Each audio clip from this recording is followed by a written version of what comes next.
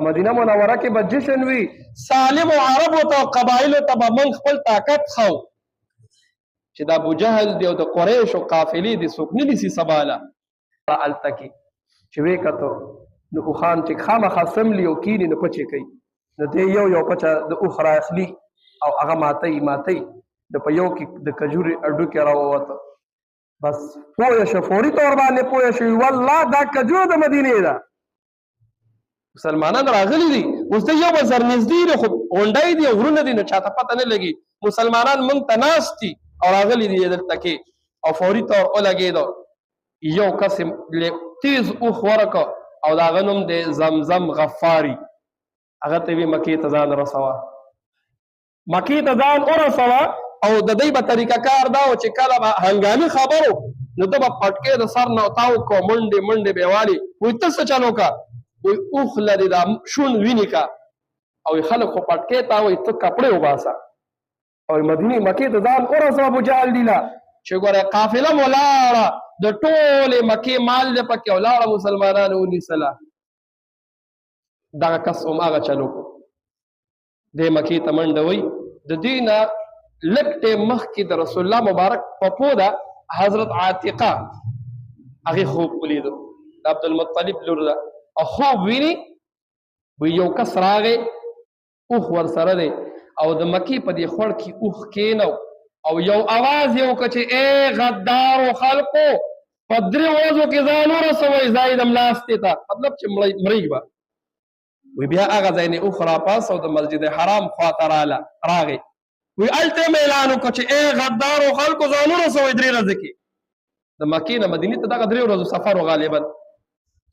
وی بیا دا ولګېدو دا اوښ یې ځان سره بوتو د جبل ابي قبیس ته وخته او د هلته نه یو ګډ کته راوویشتو او چې څنګه کته راغی نو هغه ګډ ریزه شو او د مکې د هر کور ته د هغې ګډ نه څه ناڅه لاړو. دا خوب دی ولیدو. دا ولګېد خپل رور ته حضرت عباس رضی الله تعالی عنه پټ مسلمان دی نو دته دا خوب ووی چې الله دې نه کې خو یو مصیبت را روان دی چې څه دي.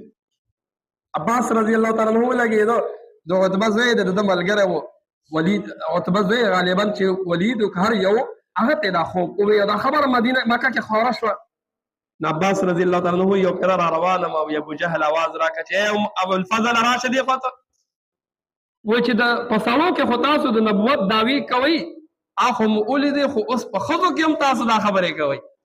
ستا په پوه خوب لیدلی دی او زه پته به ولګي که نه، پته به ولګي چې د مکې زمونږ خیمو ته وینې ځي او دغه ځي که نه ستاسو هغه چې کوم روارد دی هغه مري. او بل خوب یو بل کس لیدلی دی، یو کس په اس راغی وایي ځان سره اوښ راوسته او چې څنګه یو تیزه نیزه یې ووهه وی هغه اوښ وینې چاپېره د مکې والو په خیمو کې لاړې. نو ته به خلکو ته وایي چې زه پته به ولګي که نه. او دې غالي ته چې څنګه دا خوب دی بیان که هغه طرف نه هغه کس پس اوښ راغی چغې دي خلک د مکې خلک ټول راجمع شو. څه چل دی؟ وایي قافله خو لاړه ابو سفیان چې کوم زه رالیږلی یم مدینې والا هغه رسول الله چې دلته نه تللی دی لږ ورته کې صحابه دي او زمونږ قافلې لوټ کړله. ابوجهل وایي ښه د دوی دومره جرأت دوی دې حد ته ورسېده چې زمونږ مال او زمونږ قافله اوس نیسي. پرېږدو به یې نه، نو ولګېده کور په کور باندې اوس ګرځي او لښکر تیارې چې شا به ځو به اوس زو مدینه کې به جنګ کوو. نو 1000 لښکر یې تیار کړو. ما تاسو سره وایي چې مسلمانانو سره 2 اسان دي او کفارو سره 300 اسان شو. مسلمانانو سره 80 اوښانو، کافرانو چې 1000 بوتله دی سره 700 اوښانو. 700 مسلمانانو سره 2 تورې دي غالبا او دې طرف ته کفارو هر یو کس سره توره ده او ډېر په جذبه کې چې دی نو لښکر یې تیار کړو او روایاتو لیکلي دي ځان سره یې ډمې هم روانې کړلې، توره دي او باجې دي. څه به کوو؟ مدینې ته به ځو او دا خو نه غونته کې دلته چې تلي به دغه لږ خلک دی او په خپل غرور او په طاقت باندې یو ناز و دده چې مدینې ته به ځو دا لږ غونته کې به ختمو او بیا به هلته کې داسې نه چې ختم کو بیا به راځو هلته به جشن مناوو.